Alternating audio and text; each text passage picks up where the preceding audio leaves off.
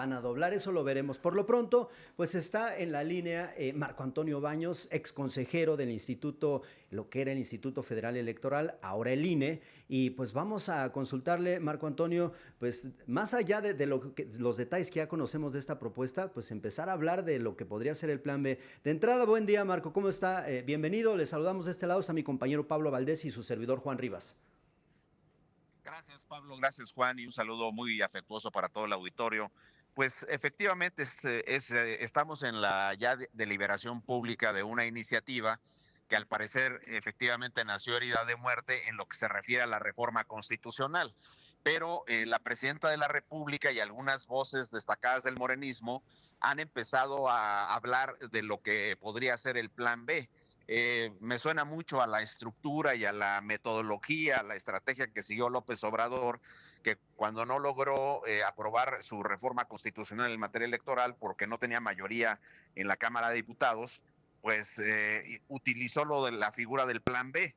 Pero aquí el problema central es que algunos de los puntos que están mencionados en la iniciativa de la reforma constitucional que plantea la presidenta, que sería rechazada por la votación también, incluida la del Verde y la del PT, pues podrían materializarse en las iniciativas de reformas a leyes secundarias, a la Ley General de Instituciones y Procedimientos Electorales, por ejemplo.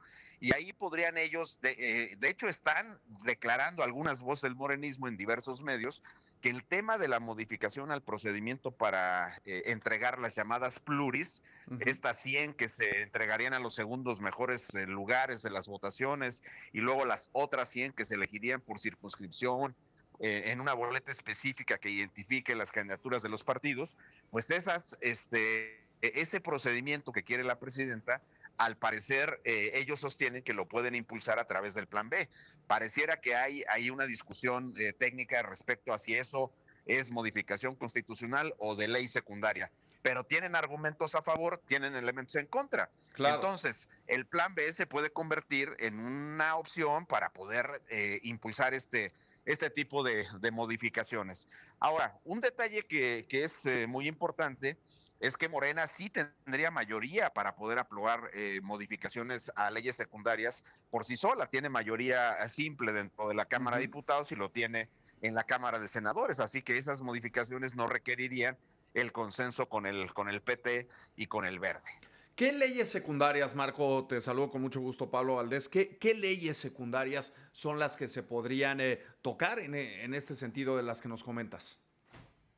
Bueno, puede ser, Pablo, el tema de la Ley General de Instituciones y Procedimientos Electorales, puede ser la Ley General de Partidos Políticos, puede ser la Ley General del Sistema de Medios de Impugnación en materia electoral, en fin, todas las disposiciones complementarias, incluso hay algunas cosas de la Ley Orgánica del Poder Judicial que tiene que ver con temas electorales, pero básicamente yo diría se trataría de la Ley General de Instituciones y Procedimientos Electorales y de la Ley General de Partidos, que son las que tienen las disposiciones reglamentarias de varios de los temas en los cuales la presidenta está insistiendo con la reforma constitucional, ¿no? Todo lo que tiene que ver, por ejemplo, con las propuestas que trae para fortalecer el esquema de la fiscalización, para prohibir el uso del efectivo, para fijar un procedimiento para que el INE pueda revisar el tema de candidaturas con un procedimiento de investigación en las fiscalías y en las unidades de inteligencia financiera, pues eso lo pueden meter en las disposiciones secundarias. Así es de que ahí, digamos, hay esas posibilidades. También ampliar, por ejemplo, los temas de democracia participativa directa, pues eso también podría tener algún impacto en estas legislaciones. ¿Está planchada la ruta y trazada, Marco Antonio Baños, respecto a lo que podría ser el plan B? De acuerdo a lo que escuchamos, no se requiere la mayoría calificada. Esta es una de las consultas, es decir, no tendría ninguna traba. Y la segunda, pues entrar un poquito más a fondo, ¿qué otros puntos de los que le interesa a la presidencia de la República se podrían modificar partiendo de estas modificaciones a las leyes secundarias? Bueno, yo creo que sí está planchada la ruta para el plan B, porque vuelvo a insistir, Morena tiene los votos necesarios para aprobar modificaciones a leyes secundarias. No requiere al PT y no requiere al Partido Verde. Y obviamente van a desencadenar una lucha que ya se está materializando en redes sociales y en espacios medios electrónicos en contra de estos partidos. Hay muchas voces, por ejemplo, por ahí anda Hamlet Almaguer, que fue vocero de López Obrador en el sexenio pasado, y ahora pues anda hablando de que el plan B pues es una carta fuerte de la presidenta de la República. Si tienen los votos, sí estaría planchada esa posibilidad. Ahora, de los temas que le interesan a la presidenta, hay uno del que no se habla en la reforma constitucional, pero que sí puede impactar en leyes secundarias, particularmente la Ley General de Instituciones y Procedimientos Electorales, y es la que tiene que ver con la reducción del 25% para el INE y para los órganos electorales de los estados. En la reforma constitucional no se dice cómo se impactaría ese 25%, pero en las leyes secundarias sí se podría establecer con claridad esa reducción, y ahí la preocupación central es que la estructura desconcentrada del INE, las oficinas que están en los estados de la República y en las cabeceras de los distritos, que es el famoso servicio profesional electoral, la gente que hace las elecciones, que integra casillas, que actualiza el padrón electoral, que revisa las rutas electorales, que hacen los cómputos, etcétera, serían las personas que ellos quieren convertir en temporales y no que tengan un carácter permanente como actualmente está en la ley. Marco, ese último punto que vaya que preocupa, y sobre todo preocupa a analistas como tú en lo particular, exconsejeros de este instituto, que se toque esto, ¿no? ¿Eso podría tocarse a través de las leyes secundarias? Sí, por supuesto.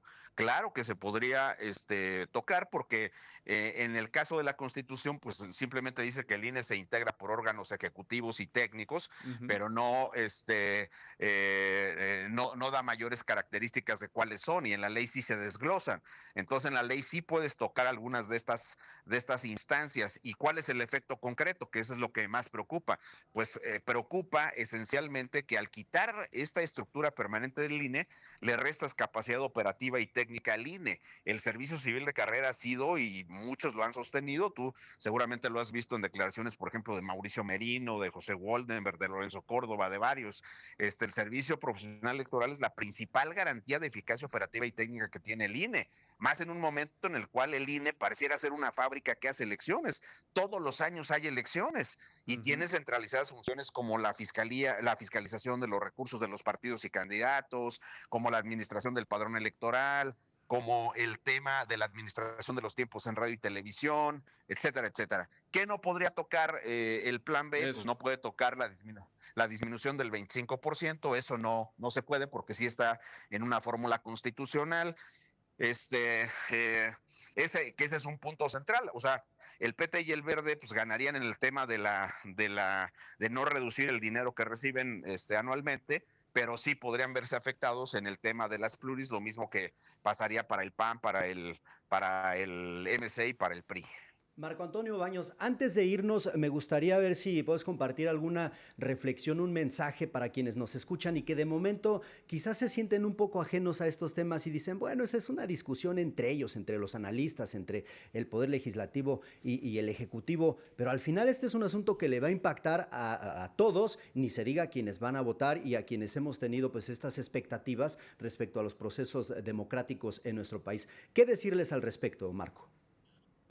Es muy importante lo que acabas de decir, Pablo, porque me parece a mí que ciertamente la discusión sobre la reforma electoral está entre los representantes de los partidos, los académicos, los que tenemos experiencia y conocimientos en esta materia, pero no en el contexto de la gente en general, que pues al final de cuentas tiene otro tipo de preocupaciones. Ujú. Ahí hay encuestas que están publicadas en medios impresos el día de hoy, donde la principal preocupación que tiene la gente es que se resuelvan los problemas de inseguridad pública que se viven en el país. Ahí está esto lamentable que está pasando en Morelos y en muchas partes del país, en la Universidad de Morelos y en otros Ujú. lugares del país. Entonces, yo creo que sí es importante decirle a la gente que vale la pena que se involucren en el conocimiento de este tema, porque podemos caminar ya directo a lo que el PT ha dicho, a la conformación de un sistema con un partido único como teníamos con el PRI durante 70 años, pero que a diferencia del PRI es un partido que viene cerrando, en mi opinión, espacios de libertades y derechos y que está reconcentrando el poder en un solo grupo y, si me apuras un poco, en una sola persona, que es la presidencia de la República. Y ya que lo diga el PT, que es un aliado de la Cuarta Transformación del oficialismo, pues hay que tomarlo en cuenta, por supuesto. Bien, Marco Antonio Baños, exconsejero del Instituto Nacional Electoral, muchísimas gracias por la entrevista. Gracias, Juan Pablo. Un honor estar con ustedes. Un saludo para el auditorio. Gracias. Gracias. Buen día.